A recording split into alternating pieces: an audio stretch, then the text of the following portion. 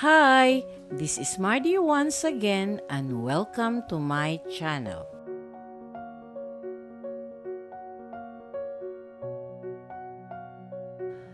The 1986 Philippine presidential and vice presidential elections were held on February 7, 1986.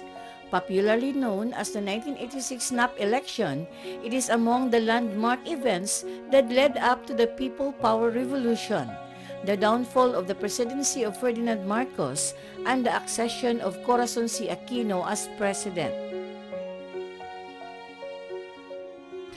If you are new to my YouTube channel, please don't forget to like, comment, and subscribe. At para updated kayo sa mga susunod kong videos, please click the bell notification below. At sana po, don't skip the ads and please watch until the end of my video.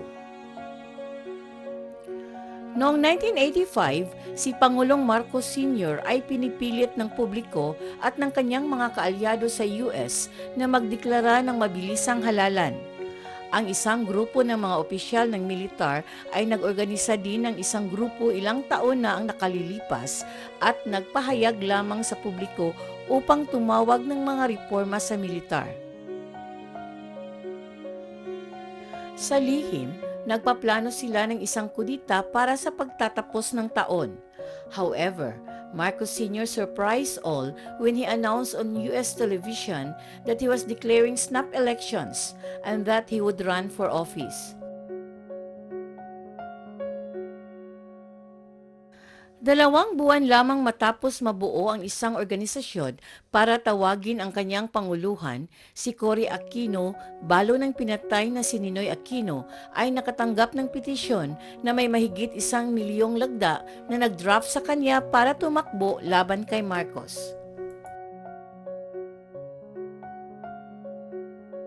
Ang pangunguna sa halalan ay minarkahan ng mga pagsisikap na matiyak na ang halalan ay magiging tapat at patas.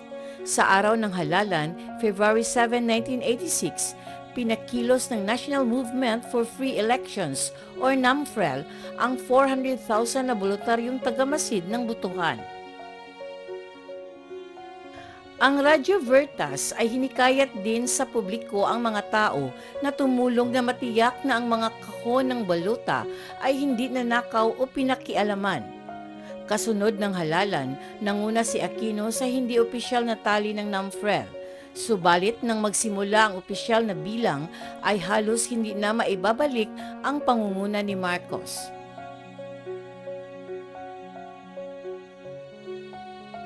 Nag-walk out sa kanilang mga pwesto ang 30 computer technician ng COMELEC bilang protesta sa umano'y pakikialam sa mga resulta at isang multinational na pangkat ng mga tagamasid ang nagturo ng mga kaso ng pandaraya sa halalan ng naghaharing partido. Noong February 15, opisyal na ideklara ng batasang pambansa na si Marcos ang nanalo sa snap elections. Nag-walk out ang 50 oposisyong miyembro ng parliament bilang protesta.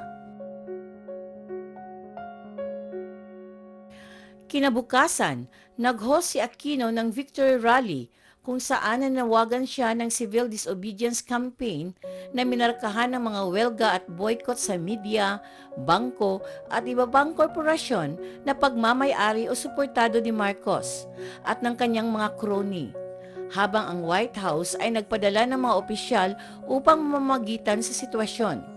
Tinanggihan ni Aquino ang anumang kompromiso bago ang pagtanggal ni Marcos sa pwesto.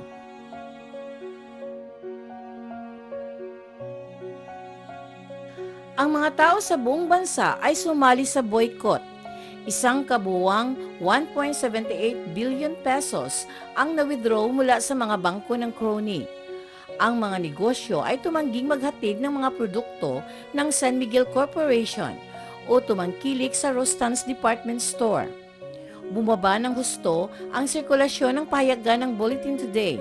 Samantala, ipinagpatuloy ng breakaway na grupo na militar ang mga plano para sa isang kudita para sa snap elections. Sa madaling araw ng February 22, 1986, tinapos ni Defense Minister Juan Ponce Enrile ang mga plano para sa isang kudita sa pamumunuan ni Colonel Gringo Honasan. Ang plano ay salakayin ang Malacanang para ideklara ni Enrile ang kanyang sarili bilang pinuno ng naghaharing hunta. Gayunpaman, makalipas lamang ng ilang oras, naging masakit na malinaw na ang kanilang plano ay nalik kay Marcos at na si AFP Chief of Staff General Fabian Ber ay nagposisyon ng kanyang mga tauhan upang tumugon sa pag-atake. Nakipag-ugnayan si Enrile kay AFP Vice Chief of Staff General Fidel Ramos para humingi ng kanyang suporta na ipinagkaloob ng huli. Nagtungo ang dalawa sa Camp Aguinaldo kung saan makalipas ang ilang oras ay inihayag nila sa publiko ang kanilang pagtalikod sa rehimeng Marcos. Samantala, sa tanggapan ng Philippine Daily Inquirer kasama ng editor na si Louis Beltran ang pinuno ng oposisyon na si Ernesto Maceda. Nang dumating ang balitang pinaligiran sila ng mga sundalo, pinaalis ni Beltran si Maceda sa likuran at pinalikas ang kanyang mga tauhan na babae. Binalaan niya ang ilang kawani na natitira na maghanda para sa isang mapanganib na gabi. Sa Radyo Veritas, nanawagan si Manila Archbishop Jaime Cardinal Sin sa mga tao na ipakita ang kanilang suporta kina Enrile at Ramos. Nabalitaan ni Butch Aquino, kapatid ni Ninoy Aquino, ang pagtalikod at nanawagan ng mga tao na salubungin siya sa Cubao upang sila ay magmarcha upang protektahan ang Camp Crame at Camp Aguinaldo kung saan nakabunker sina Enrile at Ramos. Bagamat walang kina ang orihinal na tugon, pagkatapos umapila ni Cardinal Sin sa mga tao na pumunta sa mga kampo, mas maraming tao ang dumagsa sa mga lansangan. By midnight on February 23, 10,000 people were in Cubao and they began their march to EDSA. By the time they reached Camp Aguinaldo, the number had grown to 20,000.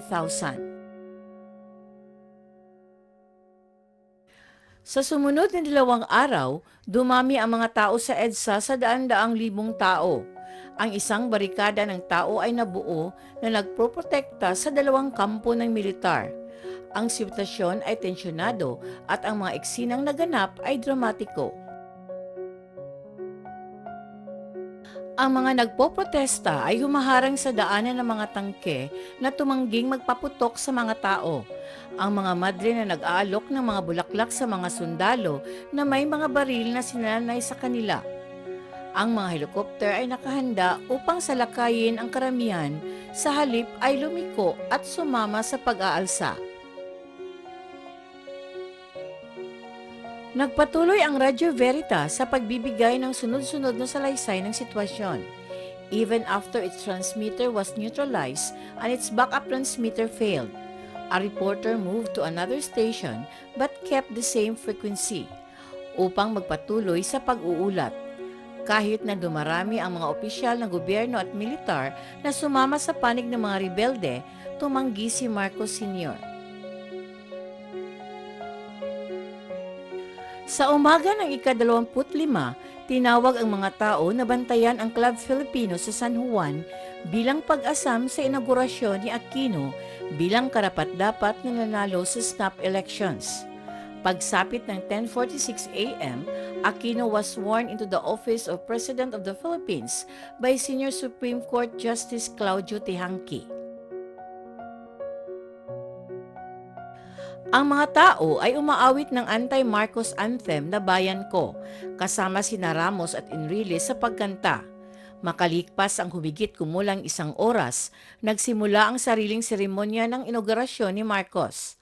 However, when he raised his hand to take the oath of office, the live coverage was cut off when the television transmitter was removed. Makalipas ang ilang oras, kasunod ng mga negosasyon sa US para sa kanilang tulong, umalis si Marcos at ang kanyang pamilya sa Malacanang sakay ng mga helikopter. Within an hour, the news that they had fled the country was announced and shortly confirmed.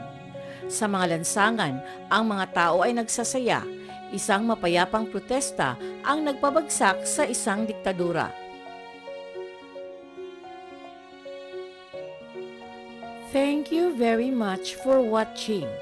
And according to a famous quote, don't miss out on something that could be great just because it could also be difficult.